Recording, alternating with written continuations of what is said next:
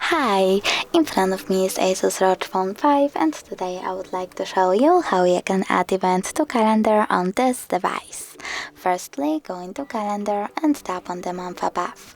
Then pick a date and click at the bottom right corner on this plus icon. Now you can select event and customize it however you want to. For example, you can add a title, set up notifications, minutes, hours or weeks before, click done, add description, change color, and even pick starting hour and ending one. When you're done, click save at the top right corner, and now as you can see my event was successfully added. If you want to delete it, click on it, tap at the three dots at the top right corner, select delete and delete again. Thanks so much for watching. If you enjoyed this video, smash that like button, comment and subscribe. Bye!